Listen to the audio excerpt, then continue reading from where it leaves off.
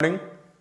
जैसा कि पिछली कक्षा में अपन ने बात की 16 की प्रश्नावली पृष्ठीय क्षेत्रफल एवं आयतन, जिसके अंतर्गत पहली क्लास में अपन ने बात की थी उनके सूत्रों के आधार पर कैसे सूत्र बनता है, किस तरीके से बनता है, ये सारी चीज मैंने आपको बताई। उसके नेक्स्ट क्लास में अपन ने कोशिश की भाई 16.1 की अभ्यास और 16.2 की अभ्यास आपकी कवर हुई। अब अपन आगे बात करते हैं कि आगे 2-3 जो भी अभ्यास हैं ये सारी की सारी अभ्यास अपनी कवर हो जाएंगे। आज 8-10 सवाल अपन लेंगे। तो देखिए, जैसे अपन बात करते हैं शंकु की। शंकु मैंने आपको बताया था, शंकु क्या होता है, एक जोकर की टोपी के आकार का होता है। इसमें ये हमारे पास क्या कहलाती है, आर, ये क्या कहलाती है, एल, और ये क्या कहलाती है, एच कहलाती है। और इस पर एक प्रमेय काम करती है जो ये समकोण त्रिभुज, जिसको अपन मान सकते हैं ए बी सी। एबीसी हमारे पास क्या है, एक समकोण त्रिभुज है। एबीसी हमारे पास क्या है, समकोण त्रिभुज है। और समकोण त्रिभुज पर मैंने आपको बताया था प्रमेय काम करती है पाइथागोरस प्रमेय, जो हमारे पास है कर्ण स्क्वायर बराबर आधार स्क्वायर प्लस लंब स्क्वायर। क्लियर। अब यहां पर देखो, शंकु के अंदर मैं आपको बता देता हूं कि आपके पास तीन अब हो गए, यहां पर एक तिर्यक ऊंचाई, एक ऊंचाई और एक त्रिज्या, तीन हो गए। अब इन तीनों के अंतर्गत होता क्या है कि जब हमें H और R दिया हुआ है तब तो ऐसी चीज पूछता है जहां पर हमें L की जरूरत है। जब L और H दिया होता है तब हमें ऐसे पूछता है जहां हमें R की जरूरत है। तो वो तो आपस में हम कहां से ज्ञात करेंगे, इस सूत्र के द्वारा हम ज्ञात करेंगे। जैसे, और बाकी आपको जो दिया सूत्र में मान रखो और निकाल लो। क्लियर। अब हम बात करते हैं, जैसे एक सवाल की अपन बात करते हैं। जैसे प्रश्न संख्या 268 पर एक उदाहरण ले रहा हूं मैं। सबसे पहले आपको कह रहा है एक शंकु का आयतन 16,632 सेंटीमीटर है। एक शंकु का आयतन क्या है, 16,600। अब सबसे पहली चीज मैंने आपको बताया था कि भाई जो चीज आपको दी हुई होती है वो चीज आप सबसे पहले आप लें, है ना।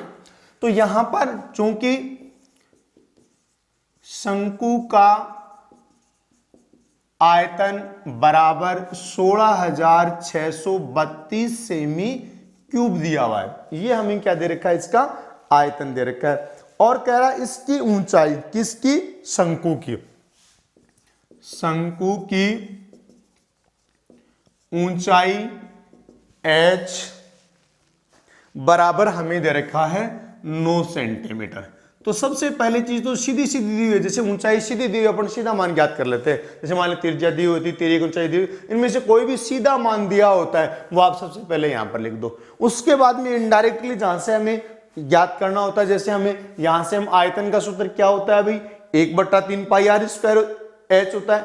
1/3 पाई आर स्क्वायर एच, यानी आर और एच दो चर है इसमें ना, तो आर का मान ज्ञात कर सकते हैं यदि एच का मान दिया हो तो एच, आर और एल तीनों में से जो भी मान हमें दिया वो पहले लिख दो। और उसके बाद में इस तरीके से आपको चाहे आयतन दिया हो, चाहे वक्र पृष्ठ दिया हो, जो भी आपको दिया हो वो आप लिख ले। क्लियर। अब हमें क्या पूछ रहा है, ऊंचाई दे दी और आयतन दे दी, ये तो हमें क्या है, दिया हुआ है। अब क्या कर रहा है, उसके आधार की त्रिज्या ज्ञात करो। अब आधार की त्रिज्या पूछ सकता है, आपको वक्र पृष्ठ का क्षेत्रफल पूछ सकता है, किसी भी प्रकार से आपको सवाल पूछ सकता है। अब त्रिज्या पूछ रहा है, तो अब आप एक बात हो, यह आयतन दिया हुआ है तो या का चिन्ह लगाएंगे। आयतन का सूत्र क्या होता है बेटा, 1/3 पाई आर स्क्वायर एच और 16,632 सेमी क्यूब। अब आप यहां पर देखिए हमें ज्ञात क्या करनी है, आर। देखो यहां पर आर और एच दो चर हैं, क्योंकि पाई को आप क्यों मानो, पाई का तो मान हम रख देंगे 22/7। यहां पर आर का मान देखो है क्या, ज्ञात करना है, जबकि एच का मान यहां पर अपन रख देंगे, एच का रख देंगे तो क्या बचा भाई, केवल आर बचा। आर का मान हमारे पास आ जाएगा। तो यहां से देखो सूत्र में मान रख दो बेटा, 1/3 पाई का मान 22/7 into R square into H का मान कितना रखेंगे, 9 बराबर 16,632। क्लियर। अब यहां से हम किसका मान ज्ञात करेंगे, आर का। देखो आर का मान ज्ञात करेंगे, एक बार आर को इधर रखो और बाकी सभी का पक्षांतरण कर दो। जैसे पक्षांतरण करेंगे क्या होगा, चिन्ह परिवर्तित हो जाएगा। तो देखिए ये मैं रख लेता हूं एक बार, आर स्क्वायर बराबर 16,632 अब ये 3 और 7 इधर गुणा में है ना, भाग में है ना, किस में चले जाएंगे, गुणा में। 3 गुणा 7 बट्टे यहां पर 22 गुणा 9, 22 गुणा 9 ऊपर थे, ये कहां पर आ गए, नीचे। अब देखो 9 पूर्ण वर्ग संख्या है, ध्यान देना आप, 9 क्या है, पूर्ण वर्ग संख्या। 9 का वर्गमूल 3 आ जाएगा, तो इसका ऊपर पूर्ण वर्ग बचनी चाहिए, नीचे 22 के बढ़ने से ये पक्का कट जाएगा। देखो मैं काट देता हूं एक बार, 22 के 100, इसमें भाग लगाता हूं किसका, 22 का, तो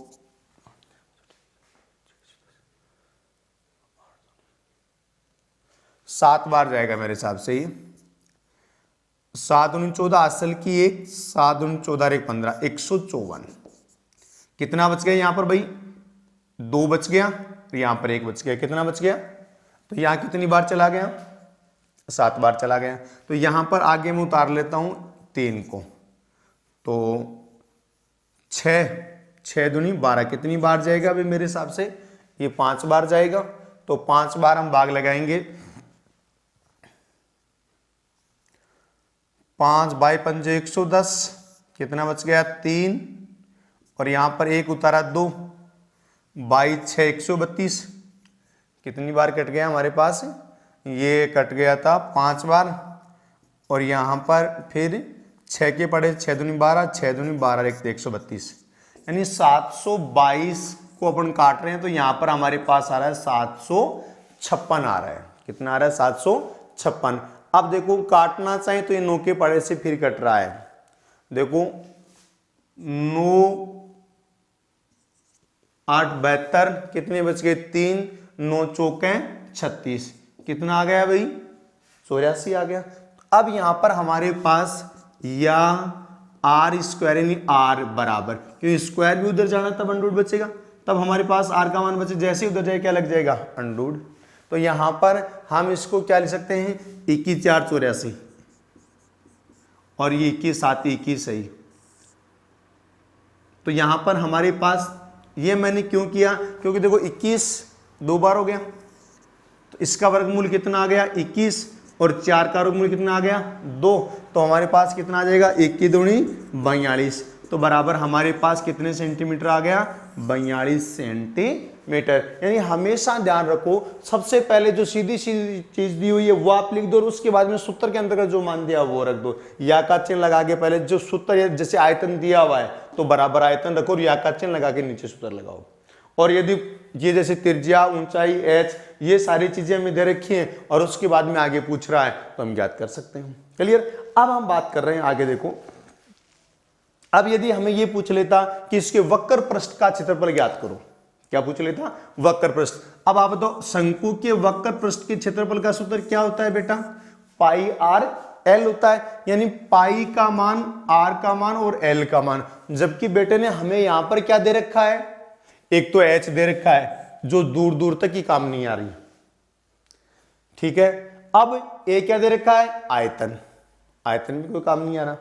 जबकि हमें पूछ रहा वक्र पृष्ठ का क्षेत्रफल, वहां पर हमें चाहिए आर और एल। तो सबसे पहले हम यहां देखा एच का मान दिया तो लिख लिया, फिर आयतन। अब आयतन पाई आर स्क्वायर एच, आर और एच दो चर है, तो आर का मान यहां पर एच का मान रखा, हमारे पास क्या आ गया आर।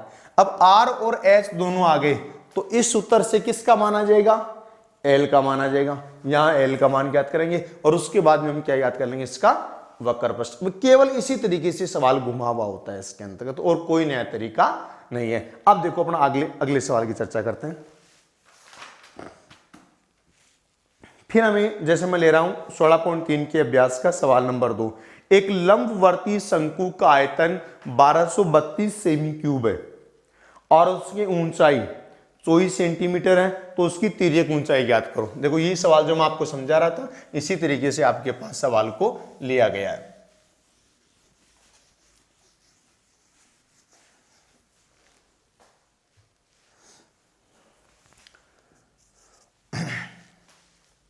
हमें कह रहा है ऊंचाई दी हुई है, क्योंकि शंकु की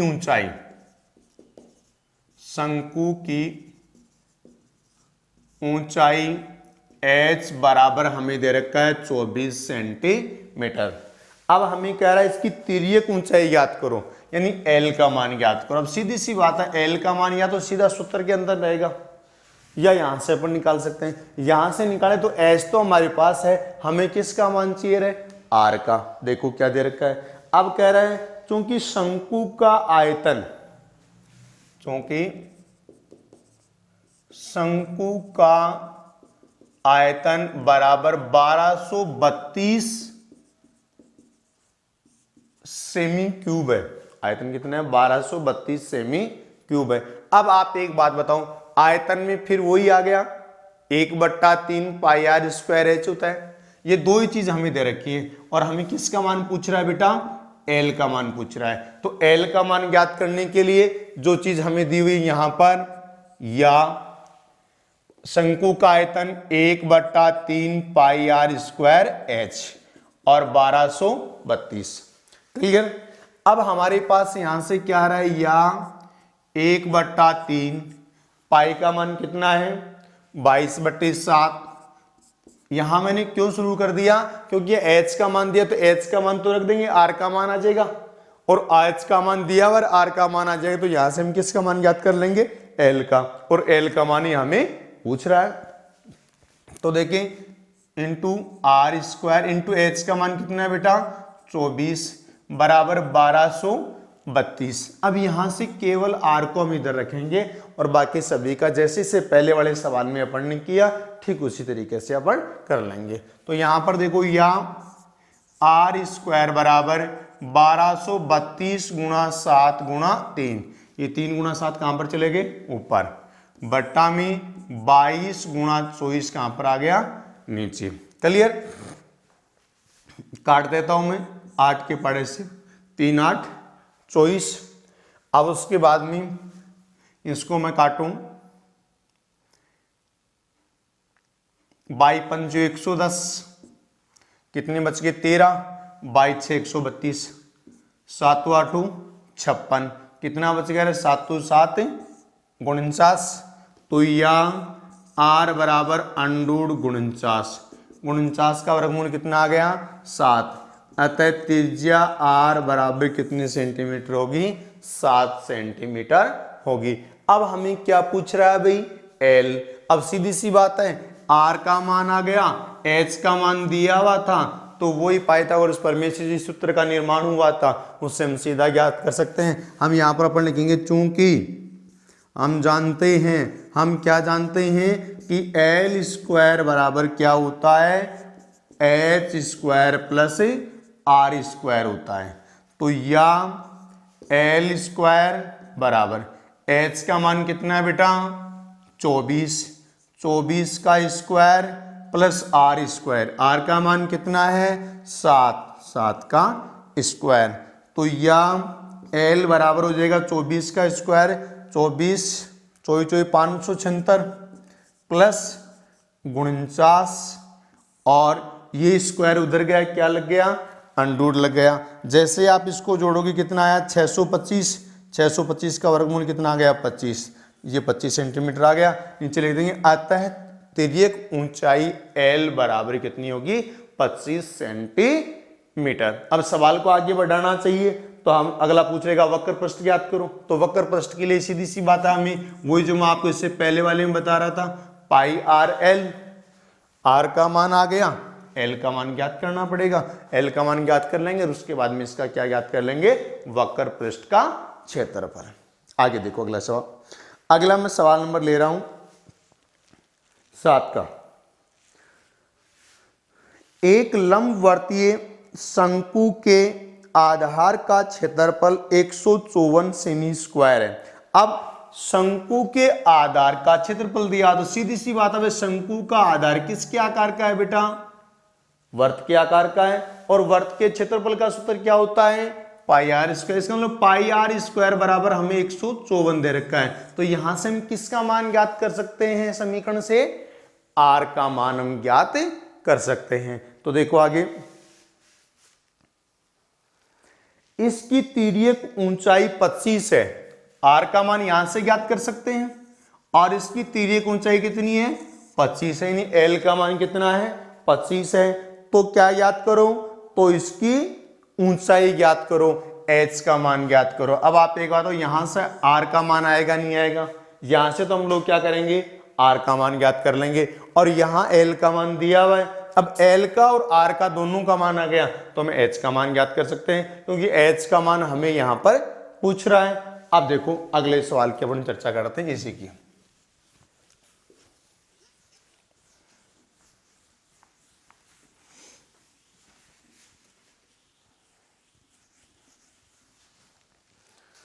क्या दिया हुआ था, सीधी की चीज तिर्यक ऊंचाई, चूंकि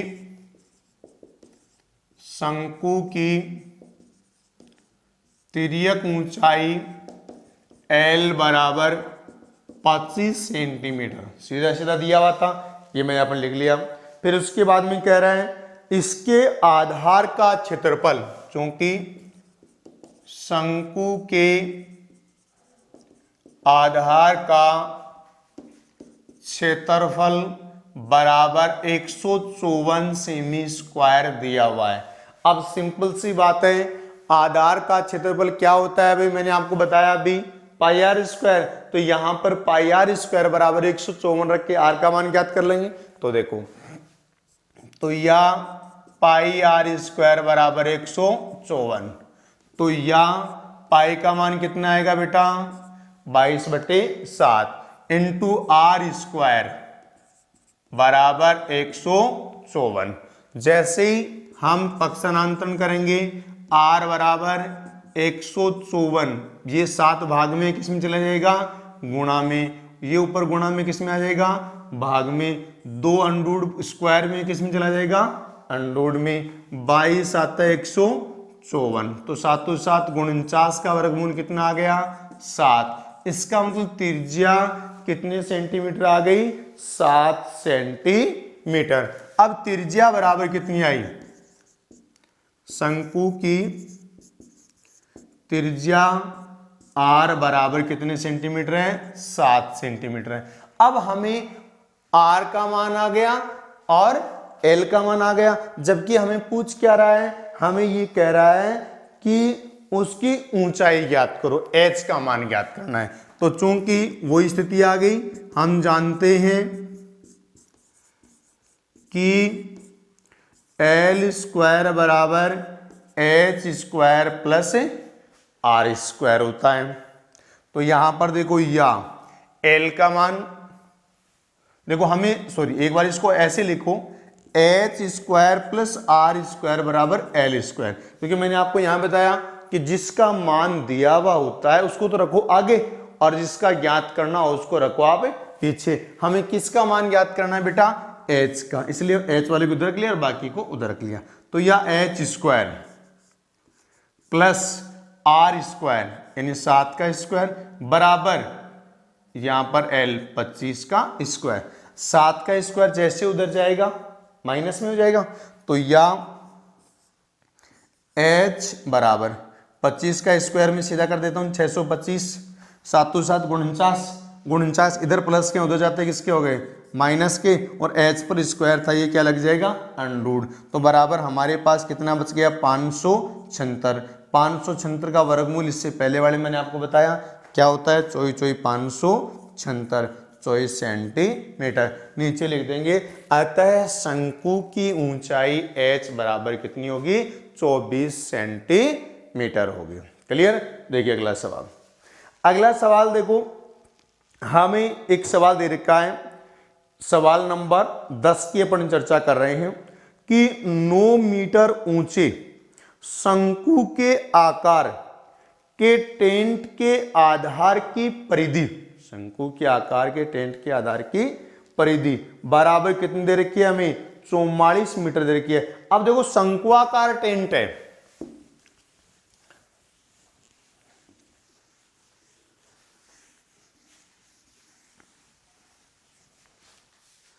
क्या है शंकुआकार टेंट है, तो 9 मीटर ऊंचे शंकु के आकार, ये एक टेंट है हमारे पास, और ये जो टेंट है इसकी त्रिज्या r, ये l होती है और ये क्या होती है h होती है। क्लियर। अब ये कह रहा है इसके आधार की परिधि, अब आधार किसके आकार का है, वर्त के आकार का है, आधार की परिधि बराबर हमें दे रखी है 44 मीटर। अब आप एक बात बताएं मेरे को कि आधार की परिधि, परिधि का सूत्र क्या होता है बेटा, 2 पाई आर, 2 पाई आर बराबर कितना करेंगे 44। बताओ यहां से हम किसका मान ज्ञात कर सकते हैं, यहां से हम आर का मान ज्ञात कर सकते हैं। चलिए अब अगली चीज हमें क्या कह रहा है, 9 मीटर ऊंचे, यानी इसकी ऊंचाई h बराबर कितनी मीटर है, 9 मीटर है। क्लियर, इसका मतलब हमें इनडायरेक्टली r का मान दे दिया और h का मान दे दिया। अब ये कह रहा है कि इस शंक्वाकार टेंट में लगने वाले कैनवास का क्षेत्रफल ज्ञात करो। अब जैसे हम टेंट बनाते हैं तो सीधी सी बात है, कपड़ा कहां पर लगेगा, ऐसे ऊपर लगेगा ना, इसमें डालू भाग में लगेगा, यानी ये जो भाग है इस पर लगेगा।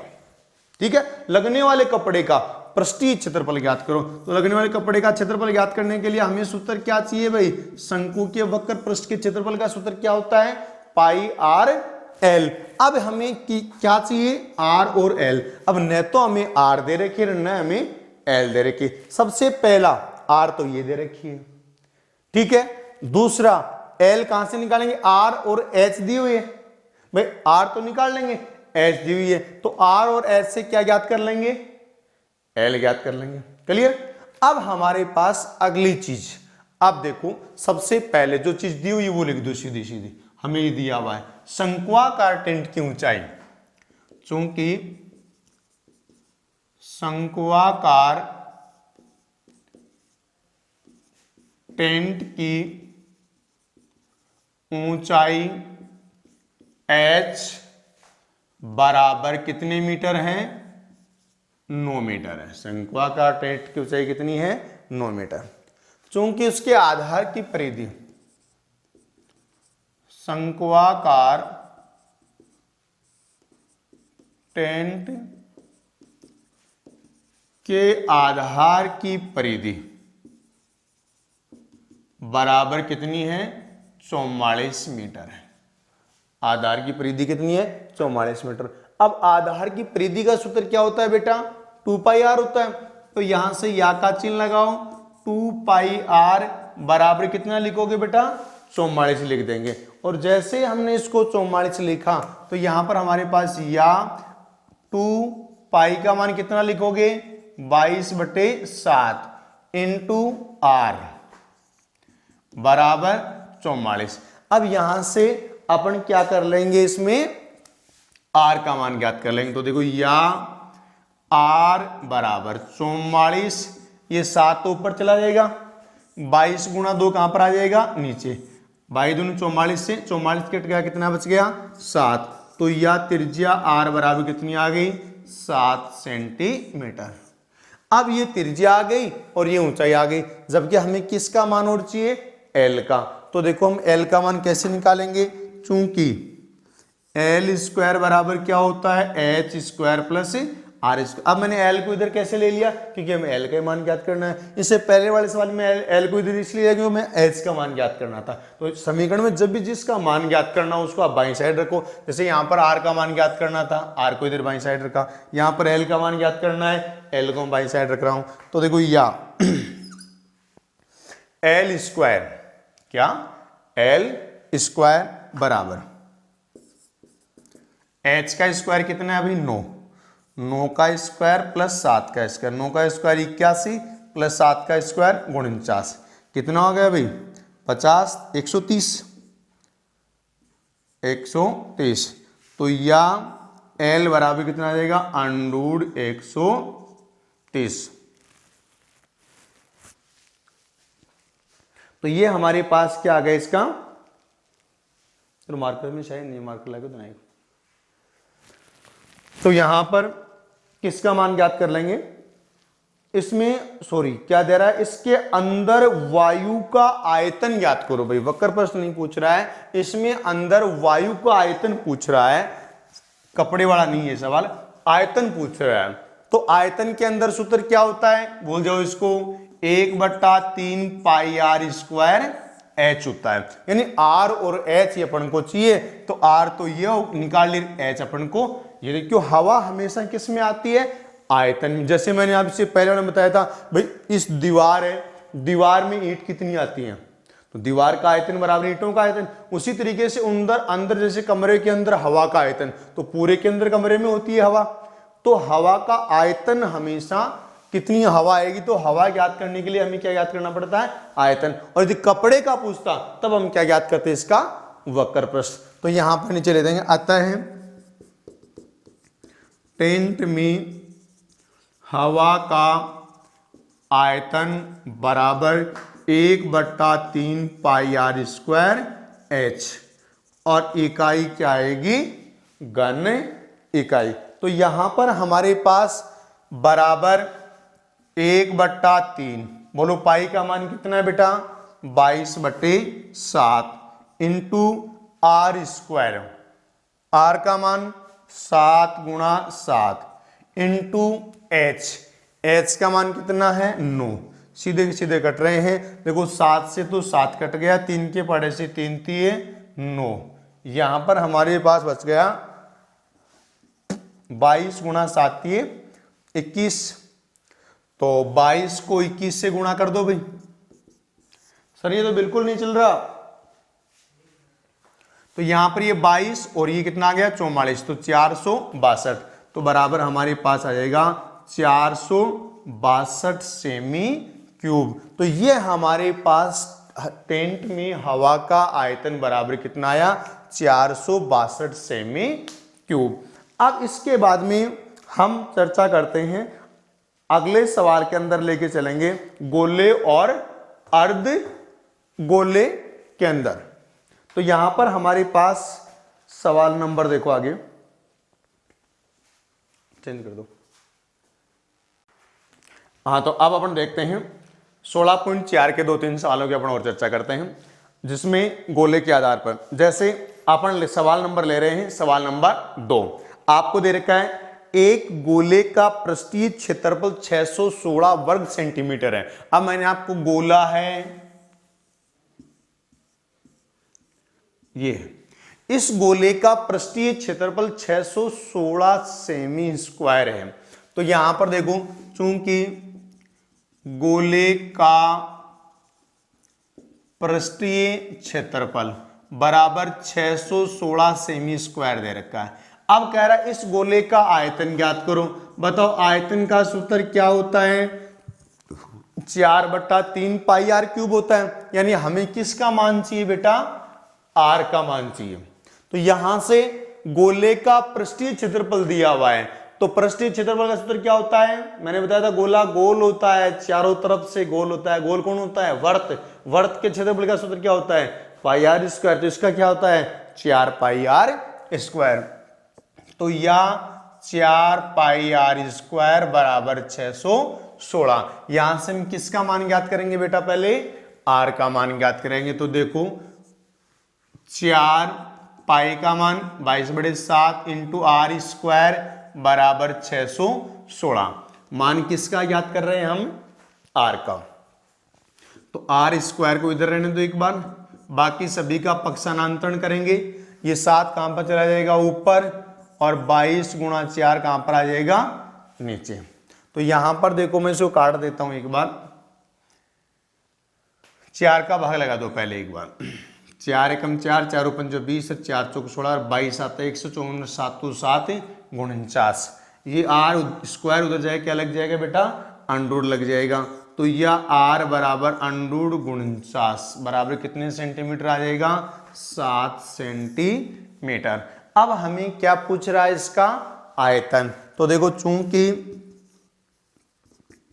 गोले का आयतन बराबर 4/3 पाई आर क्यूब, और बेटा इकाई क्या आएगी, घन इकाई। अगला 4/3 पाई का मान 22/7 इंटू आर क्यूब, आर का मान कितना है भाई, 7 × 7 × 7, 7 के पड़े से इसको काट दो, अब ऊपर वाले गुणा करके ऊपर लिख दो, नीचे 3 का भाग लगा देना, बराबर इकाई क्या आ जाएगी, घन सेंटीमीटर। ये हमारे पास गोले से संबंधित सेम वही सवाल है, यहां से हमने त्रिज्या ज्ञात कर ली, रिया रख दी। ठीक है, अब अगला सवाल अपने एक और देखते हैं। अगला सवाल हमें दे रखा है, एक गोलीय कोष, एक खोखला गोलीय गोल सेल 2 सेंटीमीटर मोटा है, यानी ये गोल जो अंदर वाला जो खोखला है ये कितने सेंटीमीटर मोटा है, ये इसकी मोटाई 2 सेंटीमीटर है, और अंदर से क्या हो गया, ये खोखला हो गया, और इसकी ये जो मोटाई है वो कितने सेंटीमीटर दे रखी है, 2 सेंटीमीटर दे रखी है। अब हमें कह रहा है इसकी बाह्य त्रिज्या 8 सेंटीमीटर है, यानी यहां से लेकर ये जो त्रिज्या है ना, ये r, ये कितने सेंटीमीटर दे रखी है बेटा, 8 सेंटीमीटर दे रखी है। ये 8 सेंटीमीटर दी हुई है, ठीक है, ये 8 सेंटीमीटर दे रखी है, तो यहां पर हमारे पास इसकी मोटाई दे रखी है। अब ये कह रहा है कि इस गोलीय कोष में लगी हुई धातु का आयतन ज्ञात करो। अब आप एक बात बताओ, यदि मैं ये त्रिज्या लेता हूं तो आयतन क्या होगा, बड़ी वाली त्रिज्या को मैं क्या मान लेता हूं, R1 मान लेता हूं, ठीक है, और गोली को उस अंदर वाली त्रिज्या कितनी होगी भाई, ये 8 है, तो इसमें से 2 सेंटीमीटर घटा दो, तो 8 में से 2 घटाया कितना बच गया, 6, अंदर वाली को मैं क्या मान लेता हूं, R2। ये तो हमारे पास किसका मान आ गया, R2 का, ये किसका मान आ गया, R1 का।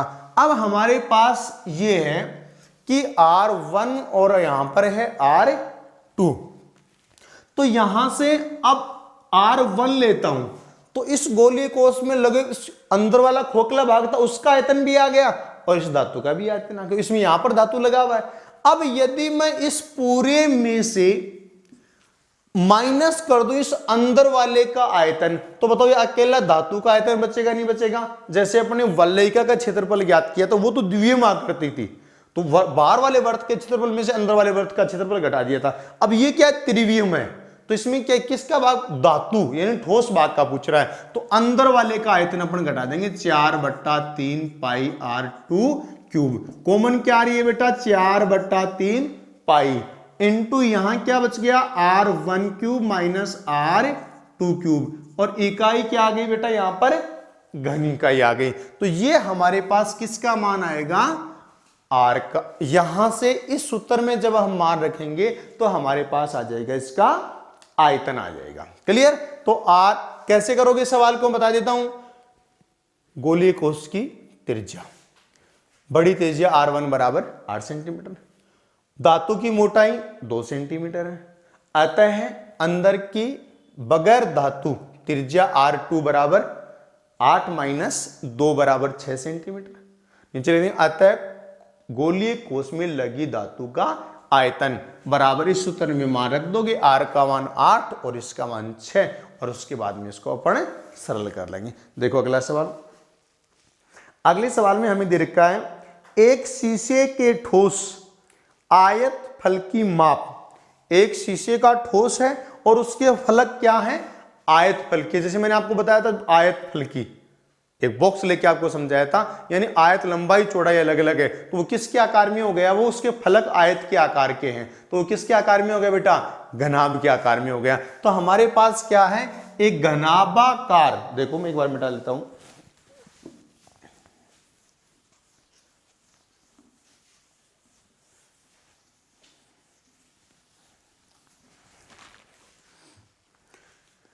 ये हमारे पास एक घनाभाकार यानी एक आयत फल की ठोस है, ठीक है।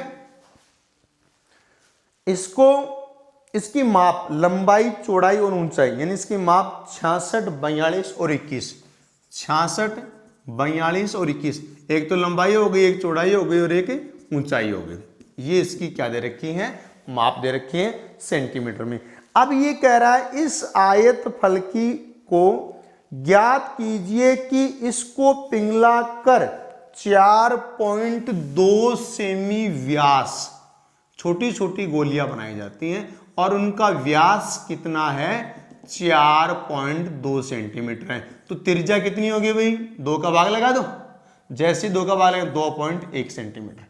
कितनी गोलियां बनाई जा सकती हैं, आ जाओ वापस। पहले मैंने घनघनाभ में आपको ऐसा सवाल बता चुका हूं कि दीवार में ईंटों की संख्या पूछ रहा है। अब इसको फोड़ फोड़ के क्या बनाई जा रही है, इसको पिघलाकर ये गोलियां बनाई जा रही हैं। तो इन सारी गोलियों का आयतन बताओ इस घनाभ के आयतन के बराबर होगा कि नहीं होगा।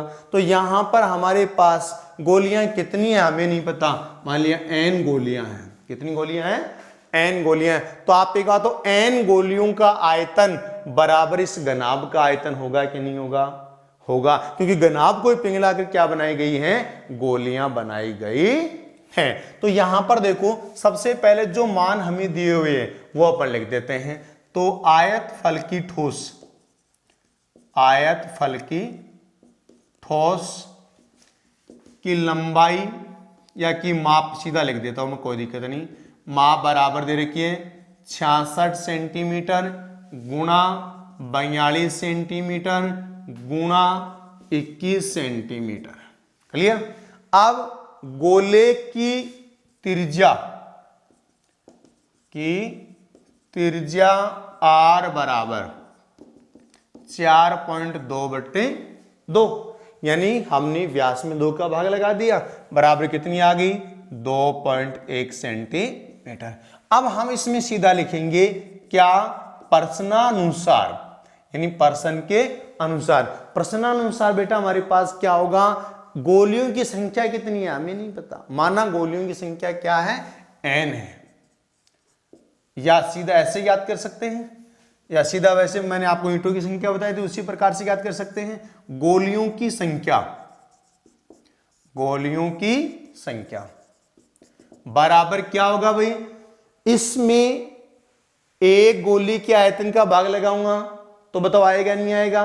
तो यहां पर हम क्या लिख देंगे, ठोस का आयतन, ठोस का आयतन बट्टा एक गोली का आयतन।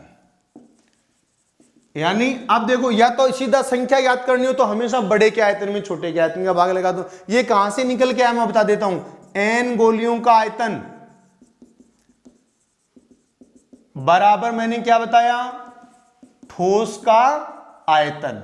यही तो मैंने आपको बताया कि भाई ये बराबर हो रहे दोनों।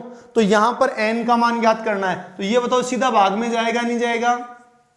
तो बराबर n बराबर हमारे पास क्या आया, ठोस का आयतन बट्टा एक गोली का आयतन, क्योंकि n गोलियों का है तो गोली का आयतन का भाग लगा दिया। इधर क्या बच गई, n, यानी संख्या हमारे पास क्या बच गई, ठोस का आयतन बट्टा गोली का आयतन। तो बराबर देखो, ठोस का आयतन, ठोस कहां था, घनाभ के आकार का, इकाई सभी की बराबर है सेंटीमीटर में, रख दो मान 66 गुणा 42 गुणा 21 बट्टे एक गोली का आयतन क्या होगा, 4/3 पाई r क्यूब। यानी आप एक बार सूत्र लेकर दर्शाना चाहो दर्शा सकते हैं, 4/3 पाई r क्यूब।